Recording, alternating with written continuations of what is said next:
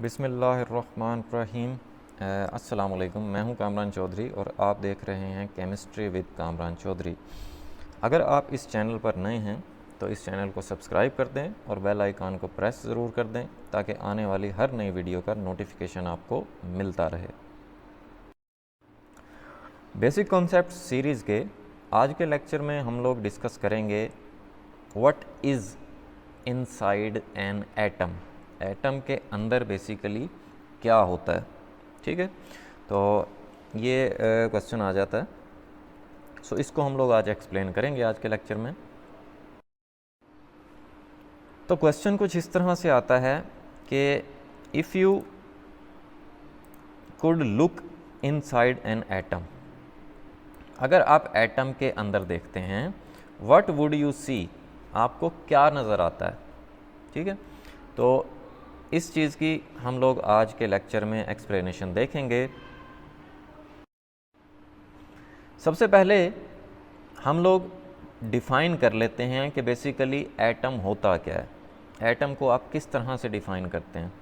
तो यहाँ पे सबसे पहले मैंने डेफिनेशन राइट की हुई है एटम की, कि एटम क्या होता है। Basically atoms are the smallest particles of matter.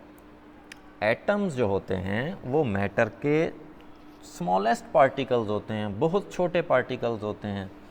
अब मैटर क्या होता है? मैटर कोई भी ऐसा सब्सटेंस होता है जिसका कुछ ना कुछ वेट होता है और वो कुछ स्पेस ऑक्यूपाई करता है, ठीक हो गया। लाइक आपके इर्द गिर्द टेबल है, चेयर है, फ्रिज है, सोफ़ा है, या आपका इवन के कंप्यूटर है, लैपटॉप है, माउस है, इवन के ह्यूमन बॉडी भी क्या होती है? मैटर होती है, ठीक है। अब एटम्स जो होते हैं वो मैटर के स्मॉलेस्ट पार्टिकल्स होते हैं, that we can not break down, जिनको हम फर्दर ब्रेक डाउन नहीं कर सकते बाय केमिकल मीन्स, केमिकली जिनको हम लोग ब्रेक डाउन नहीं कर सकते, तोड़ नहीं सकते, उनको हम लोग क्या बोलते हैं? एटम्स बोलते हैं, ठीक है। अच्छा, अब हम आ जाते हैं अपने क्वेश्चन की तरफ। क्वेश्चन क्या था कि आपको एटम के अंदर क्या देखने को मिलता है। उसके लिए आप इस तरह से एक्सप्लेन कर सकते हैं कि atoms are mostly empty space. Atom का जो ज़्यादातर हिस्सा होता है वो खाली होता है, ठीक है।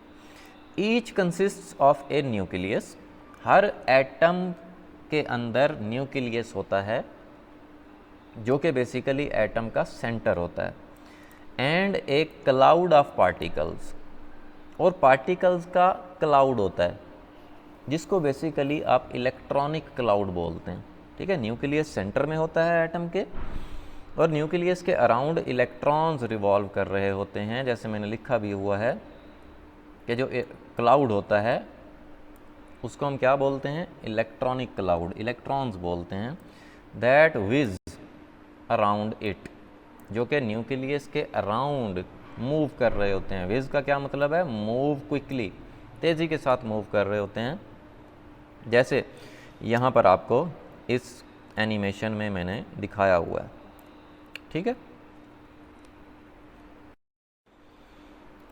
फर्दर थोड़ी सी आपको मैं एक्सप्लेनेशन दे देता हूँ कि बात कर लेते हैं हम आगे, हम फंडामेंटल पार्टिकल्स ऑफ एटम की। बेसिकली एटम के ना 3 फंडामेंटल बेसिक पार्टिकल्स होते हैं, जिनमें सबसे पहले हम लोग देख लेते हैं प्रोटॉन को। अब प्रोटॉन क्या होता है?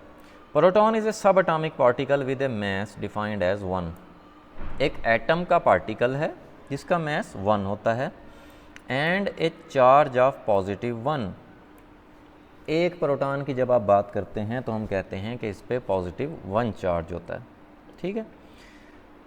A proton is indicated by either the symbol P और P+।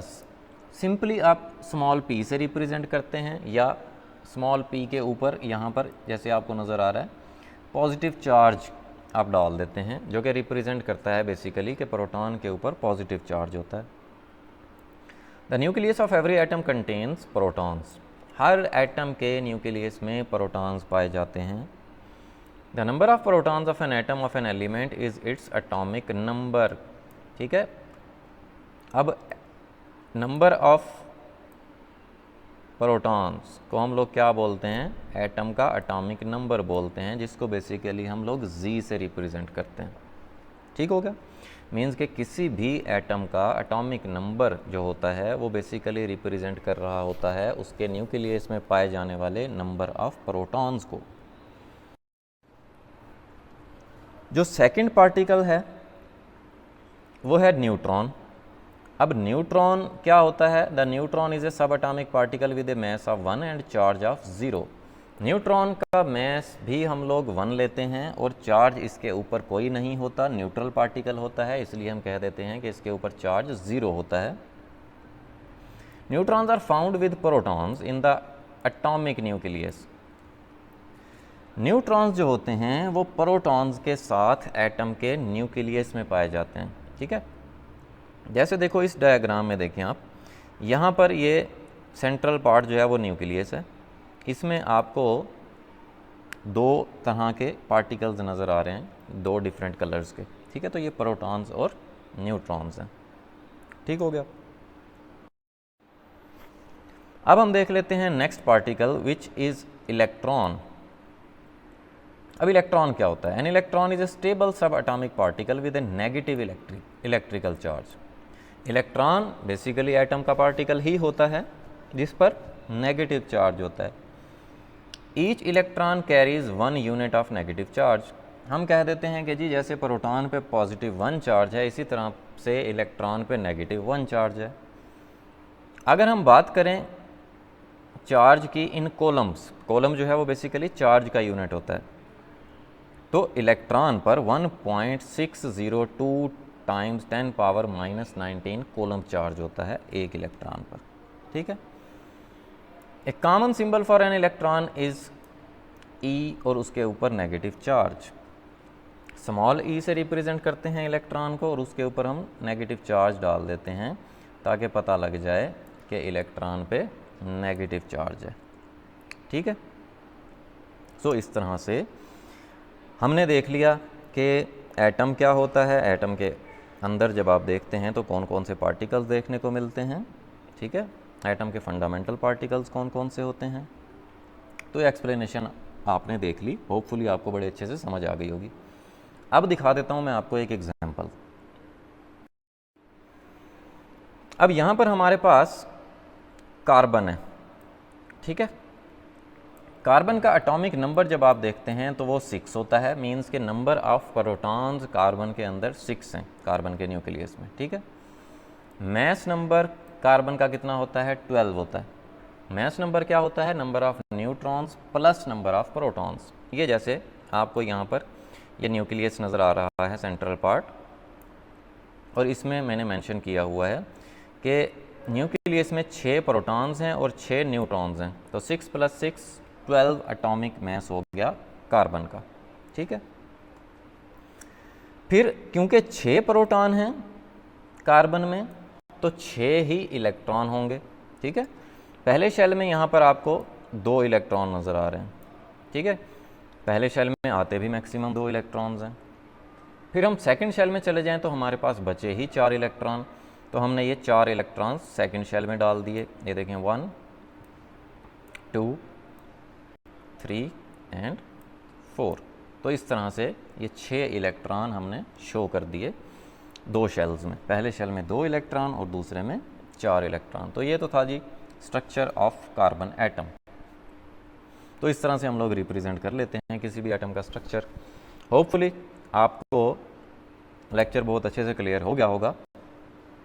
फिर भी अगर आप लोगों के माइंड में कोई कन्फ्यूजन है, कोई भी क्वेश्चन है आपका, देन आप नीचे कमेंट सेक्शन में मुझसे पूछ सकते हैं।